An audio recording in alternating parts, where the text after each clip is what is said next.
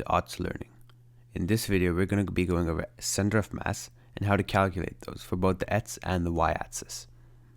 Okay, and I decided to do this video before the torque videos that come after, because you need the center of mass knowledge to find out the torques, right? Because torques are applied from the center of mass. That's how you know where the equilibrium is, where the fulcrum is, where the distance is. So that's why I decided to do this now. The definition of center of mass goes like this. X center of mass is equal to m1 times x1 plus m2 times x2 divided by m1 over m2. So what that means is, if you have two masses, like 1 kg over here at 2 meters and 5 kgs over here at 8 meters, then the center of mass is just the average spot of stuff. Okay, so mass is just stuff. Center means just, center isn't center as in where's the center, it's just the average place. Okay, average spot of stuff. Where's the average stuff? So if there's a heavier block to this side, then there's going to be more stuff here, right? So the average spot is going to be closer to the heavier block. Makes sense. And then you divide that by m1 and m2, much like an average. So the kgs cancel out and you're just left with meters. Okay, so I'll show you how it works in a sec, but that's what the formula works. And if you have more than m2, or you have like m3 or something, then it just, you can expand it. Okay, so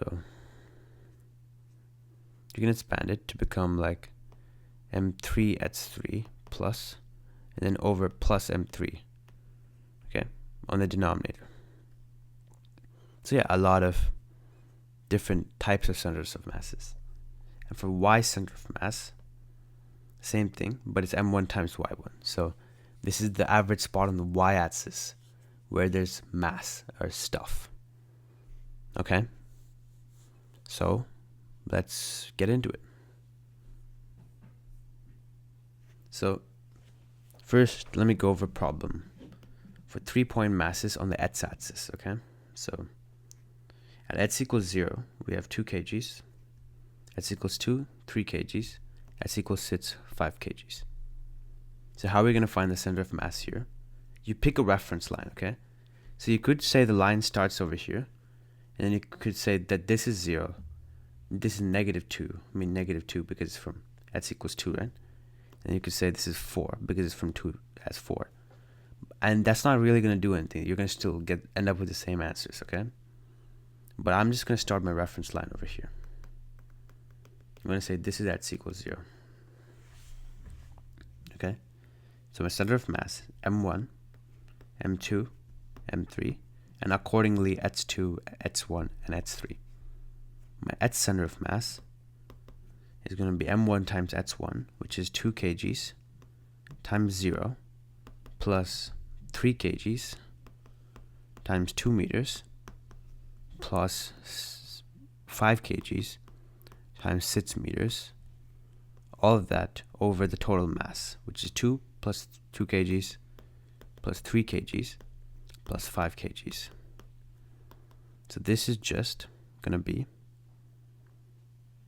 over here, this is 30 kg meter, and then this is 0, and this is 6 kg meter.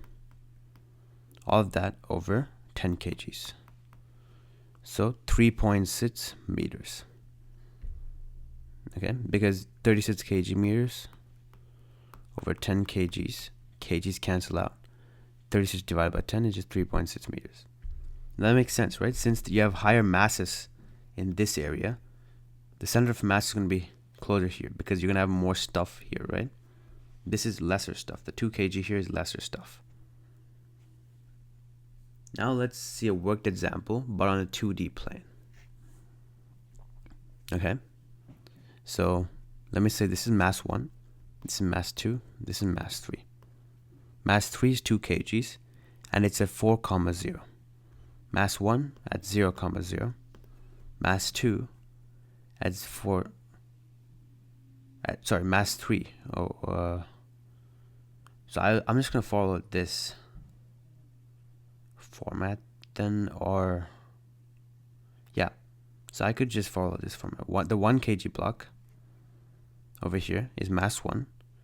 And then let's actually switch this up. The 2 kg block can be mass 2, and this block can be mass 3. Okay, and this is at 0, 3.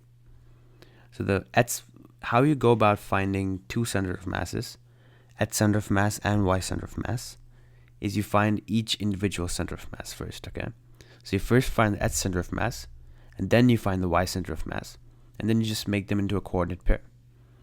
So the X center of mass is going to be, first I look at this mass here, 1 kg. What's its X value? 0. Plus, so I'm going to pick this as my reference line, okay? If I picked here, then it'd be like -4 or something. But my reference line is going to be over here. 1 kg plus 3 kgs, right? Still has X of 0. Plus 2 kgs, which has an X of 4. All of that over the total mass, which is 3 plus 1 plus 2 kgs. This is 8 kgs over 6 kgs. And this is meters here, right? Kgs cancel out. You get approximately 1.33 meters. Okay? And the Y is very similar. You just do the same thing, but for the Y's. So you pick, if you just pick the same spot again, right? Let me pick this as my reference line. For the Y's, let me pick this as my reference line. Okay, so that means that's 0. So Y, what is M1? M1 is at a Y value of 0. So 1 kg times 0 plus M2 is 2 kgs at a Y value of 0 again. And M3 is 3 kgs at a Y value of 3 meters. Okay, and all of that over M1 plus M2 plus M3. 3 plus 2 plus 1 kgs. So this becomes 0. This becomes 9 kg meters over 6 kgs. Kgs cancel out. 1.5 meters.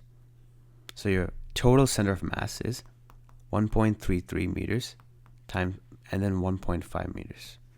Okay, X comma Y. There you have it. That's how you calculate center of mass. Okay, and before I leave you with that knowledge, there's something else I want to show you.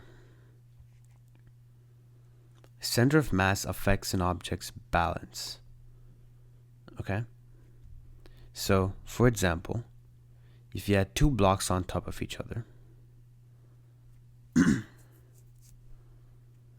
so this is M1, this is M2. You can see how M1 has different X value than M2, right? They both have different X values, whichever reference line you pick. The centers of masses are different. So the total center of mass would be somewhere around here. Okay? So that's why they don't fall. But if there's a third block added, the total center of mass would be somewhere around here. Okay? That line. And guess what that's going to do? That's going to make the blocks fall over. Because the center of mass has to be within the base. Okay? Otherwise, it falls. Otherwise, it generates torque, which you don't want. So, because over here, you see how the red line doesn't touch the M1 base. Because it doesn't touch the M1 base, it touches nothing. And this block tower is eradicated. Okay. So now let's try a truck. Okay, let me give you a truck problem. So imagine you're like this, and there's trucks here. Okay.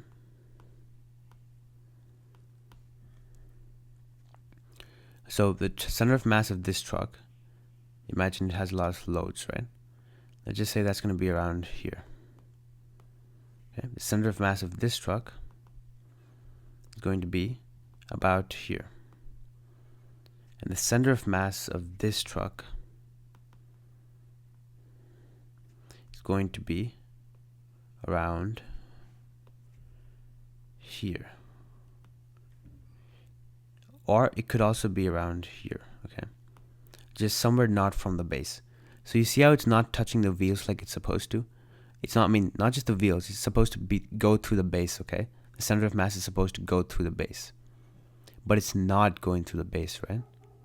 That's what's going to make it not work as a center of mass. So that's why it's going to generate torque and fall off.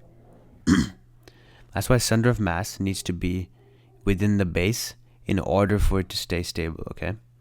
Or in order for it to have equilibrium and balance. Otherwise, it's going to generate a torque and fall off. So very similar to why when you bend over, right? So when you bend over, more of your mass is having more of its values, right? So your center of mass is not just going to be supported by your legs anymore. It might also have to go through the ground, okay? Then you're just going to fall over, right? So that's why there's a few ways to decrease that. There's a few ways to stop that. You can wear really long shoes, right? Which makes sure that your center of mass is always within your base, which is your shoes. And you stay uptight. Or you could have a really small waist, but long legs, right? Then you're still gonna stay within this range here. So yeah, there's a lot of ways that could work out. Okay, and that's it for my video on center of mass. Feel free to check out my other videos and give me a like and subscribe if I helped you.